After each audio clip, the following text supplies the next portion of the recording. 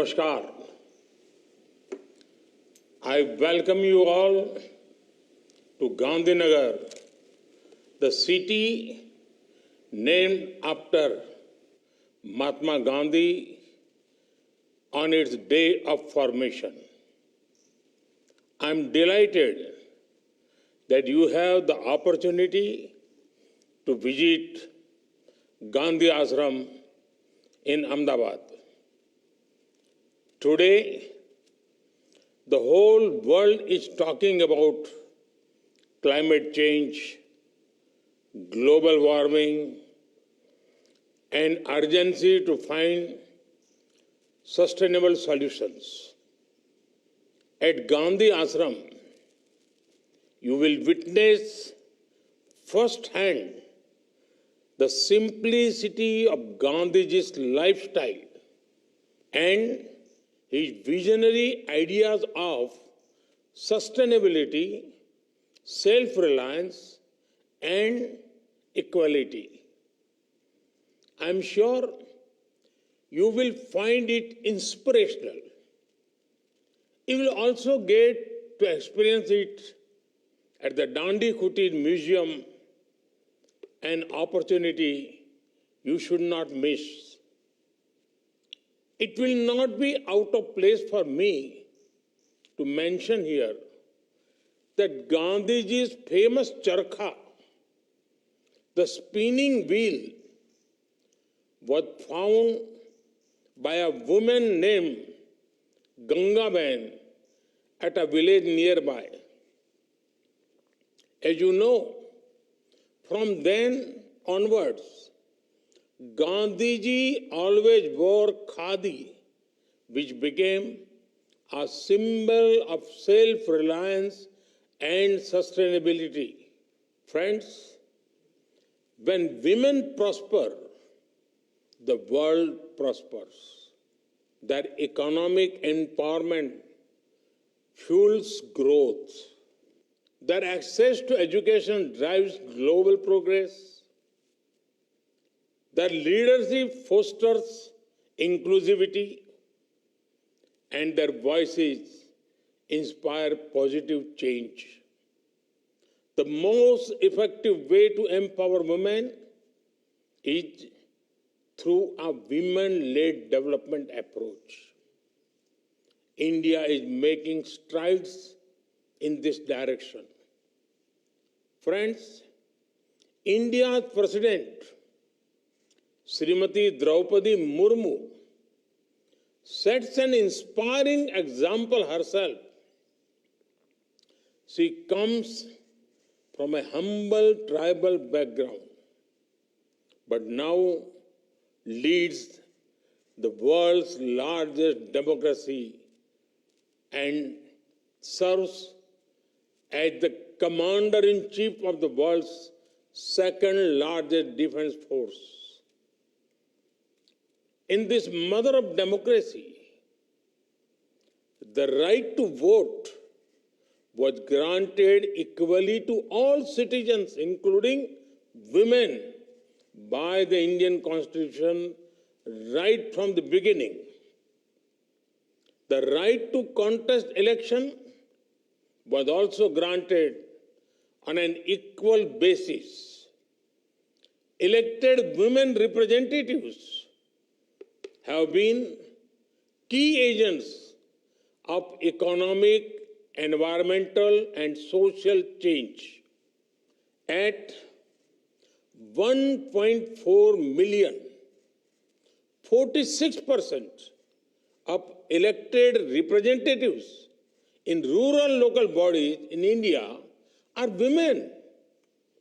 The mobilization of women into self-help groups has also been a powerful force for change. During the pandemic, these self-help groups and elected women representatives emerged as pillars of support for our communities. They manufactured masks and sanitizers, as well as created awareness about infection prevention. More than 80% of nurses and midwives in India are women. They were our first line of defense during the pandemic. And we are proud of their achievements. Friends, women-led development has been a key priority for us in India. Around 70% of the loans under the Pradhan Mantri Mudra Yojana have been sanctioned to women. These are loans up to 1 million rupees to support micro-level units. Similarly, 80% of beneficiaries under Stand Up India are women availing bank loans for greenfield projects. Under the Pradhan Mantri Ujjwala Yojana, nearly 100 million cooking gas connections have been provided to rural women. Provision of clean cooking fuel directly impacts the environment and improves women's health. The number of women in technical education in the industrial training institutes had doubled since 2014, and nearly 43% of STEM graduates in India, that is science, technology, engineering, and mathematics, are women. About 1/4 of space scientists in India are women. Behind the success of our flagship programs like Chandrayaan, Gaganyaan, and Mission Mars lies the talent and hard work of women scientists. Today, more women are enrolling in higher education than men in India. We also have one of the highest percentage of female pilots in civil aviation. And female pilots in the Indian Air Force are now flying fighter aircrafts. Women officers are being deployed in operational roles and fighting platforms in all our armed forces. Friends, in India and in the global south, women play pivotal roles at the backbone of rural agriculture families and as small traders and shopkeepers. Given their close association with nature, women hold the key to innovative solution to climate change. I recall how women led the first prominent climate action in India in the 18th century. The Bishnoi community of Rajasthan, led by Pujya Amrita Devi, started the Chipko movement.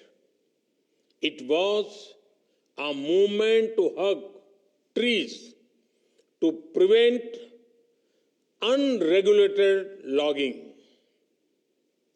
Along with several other villagers, she laid down her life for the cause of nature.